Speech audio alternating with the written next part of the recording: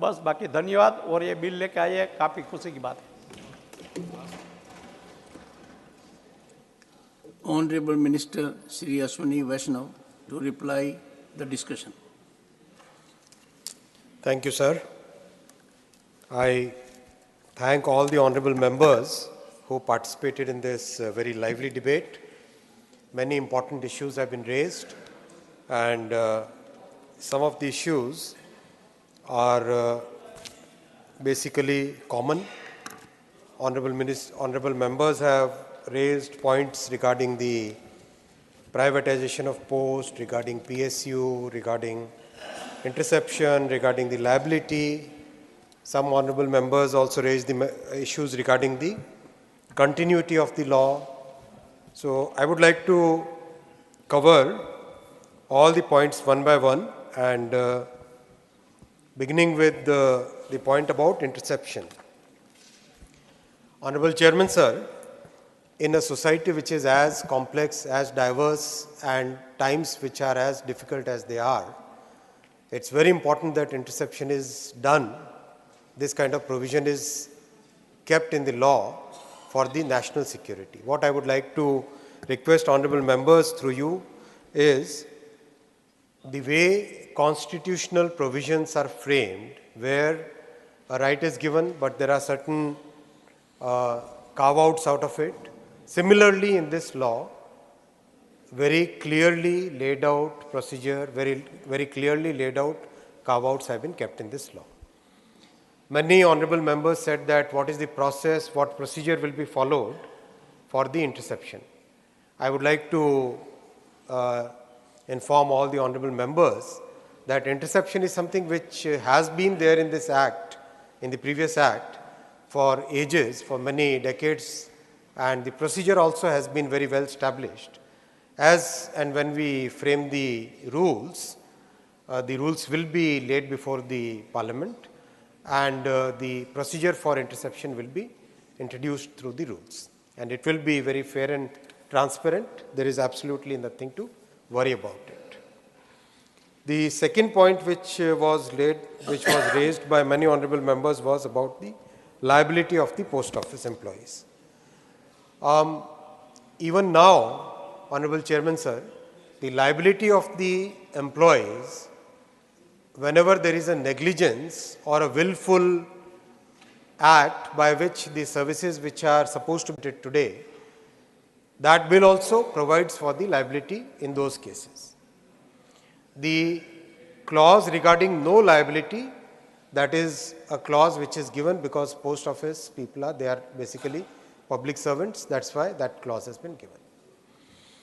The third major point which was raised by many honorable members was about the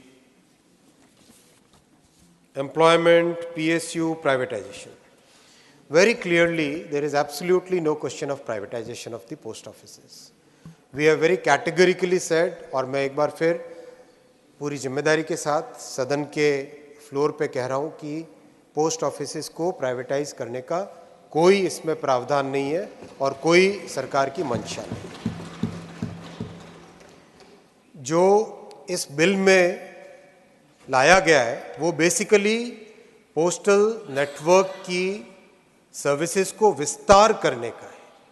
पहले केवल mail, डाक, इसके लिए पोस्ट ऑफिसेस का कानून के अंदर प्रावधान था और अब उसका विस्तार करके बाकी कई तरह की सर्विसेज को लाया जा सकता है।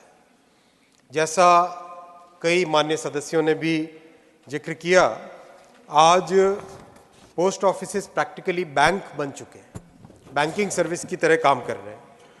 पोस्ट ऑफिस सेविंग्स बैंक में करीब 26 करोड़ अकाउंट है और 17 लाख करोड़ रुपए उसमें डिपॉजिटेड है। तो एक साधारण परिवार के लिए पोस्ट ऑफिस सेविंग बैंक एक बहुत अच्छा जरिया है जिससे अपनी सेविंग्स को सेफ रख सके।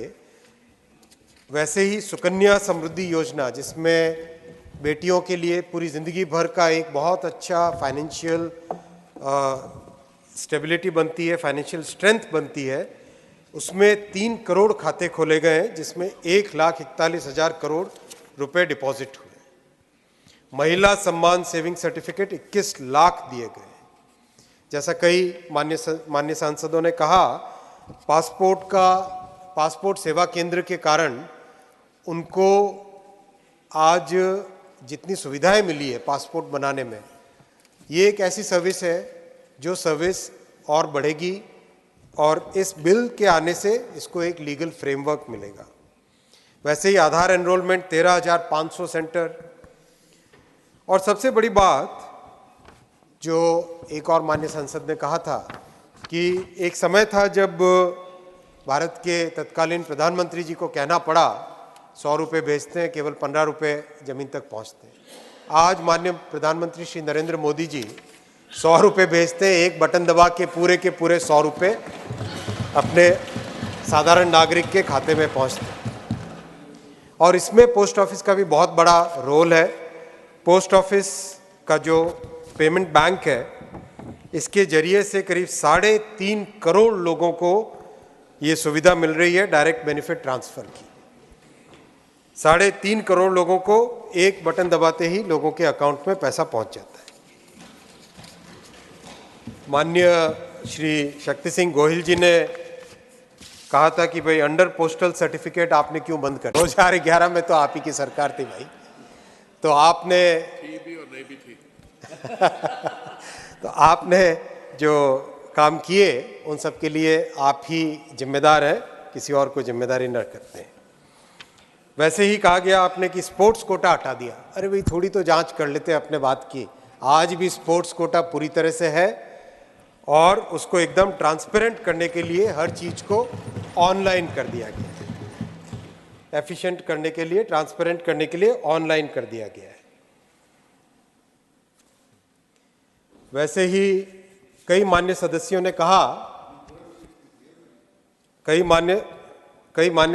ने कहा, इंटरसेप्शन का जिक्र करते हुए, फोन कंपनी का नाम लेते हुए कहा, मैं उन सबको कहता हूं कि आप अपने फोन चेक कराने के लिए सर्टिन को दे दें, जो बेस्ट से बेस्ट टेक्निकल एक्सपर्ट से जांच करेंगे भारत के।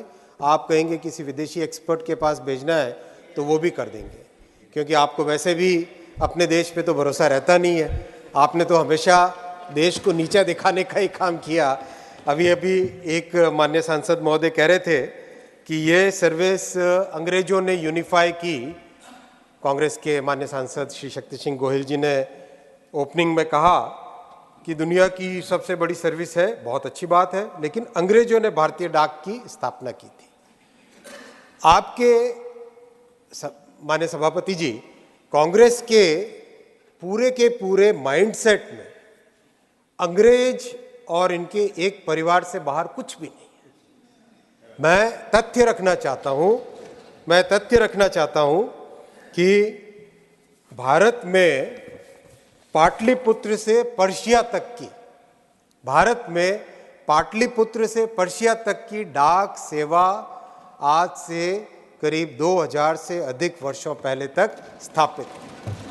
हम अपनी संस्कृति पे क्यों ना गर्व करें, क्योंकि कांग्रेस की पूरी जो मनोवृत्ति थी वो सारी की सारी colonial. I am not yielding sir, I am not yielding. Not yielding. Sorry, he is not yielding. मान्य सभापति जी, मान्य सभापति जी, no, I will not allow you. मान्य सभापति जी, Mr. मान्य Goyal, सभापति जी, Mr. Goyal, शक्ति सिंह जी, मान्य सभापति जी, बैठिए, please take your seat. Take your seat. आपने, It is most, one second, Honorable Minister, one second. It is most unfortunate that during the day we show discipline and decorum. Now every member here should learn about compliance of rules. Maybe a particular member or a minister is saying something on which you seek to have, let's say, a rejoinder or intervention. Follow the rules. You can't jump from your seat. Please, and even this also is not acceptable. Go to the rule book, study the rule book carefully. I have had the most painful occasion today. We had to hold one of our members, Raghav Chadda, guilty. It was a very sad occasion for the committee. But it is our job to ensure that they follow rules. They do not belittle this institution. I would urge all the members to carefully go through that committee report. It's a very well deliberated, thoughtful committee report. There is a provision in the rules for everyone to make a rejoinder, to make an intervention.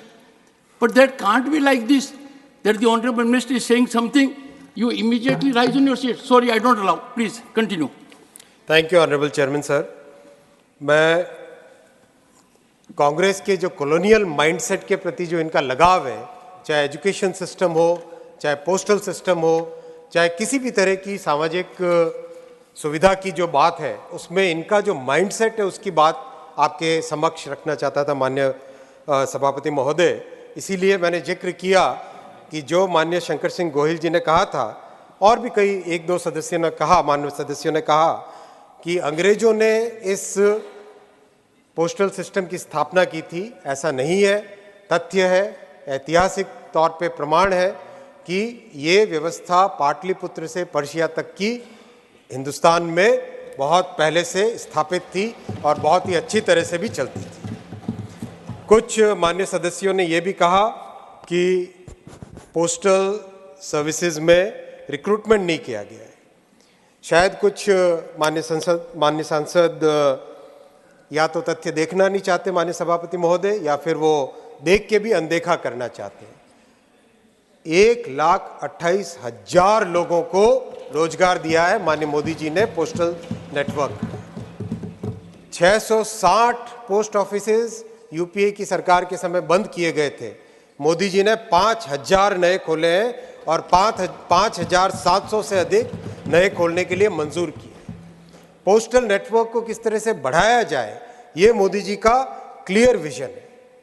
UPA सरकार में ये था कि postal services को किस तरह से बंद किया जाए, कैसे उसको इररेलेवेंट कर दिया जाए, कैसे इसको समाप्त कर दिया जाए, और आज वो दुहाई दे रहे हैं, पीएसयू को प्राइवेटाइज न करने की बात कह रहे हैं आज शक्ति सिंह जी गोहिल जी।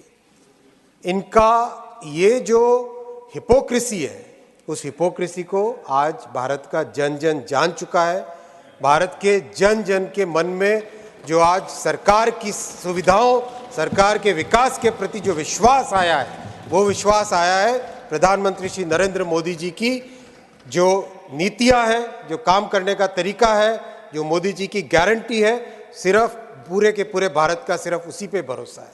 और जो परिणाम आज हम सब देख रहे हैं, वो परिणाम उसी का नतीजा है कि कांग्रेस हमेशा केवल कॉलोनियल माइंडसेट में चली रहेगी और इररेलेवेंट हो जाएगी। इसी तरह से चलते चलते हो गई है। मैं मान्यवर श्री नारायण बिसी जी को धन्यवाद देना चाहूँगा, श्री अयोध्या रामी रेड्डी जी को भी धन्यवाद देना चाहूँगा, जिन्होंने बहुत अच्छे सुझाव दिए, सपोर्ट किया। श्री विजय साई रेड्डी जी को भी धन्यवाद देना चाहूँगा। आपने प्राइसिंग के बारे में कहा, मैं केवल इतना ही कहना चाहूँगा कि पोस्टल सर्विसेज का बहुत बड़ा सोशल ऑब्लिगेशन भी है, इसीलिए पोस्टल सर्विसेज को इतना अफोर्डेबल रखा गया है। बहुत ही कम प्राइस में सर्विसेज दी जाती है और सरकार की क्लियर नीति है कि इसी तरह से इसको अफोर्डेबल रखा जाएगा, मॉडर्नाइज किया जाएगा, लेकिन प्राइसिंग को हमेशा अफोर्डेबल रखा जाएगा।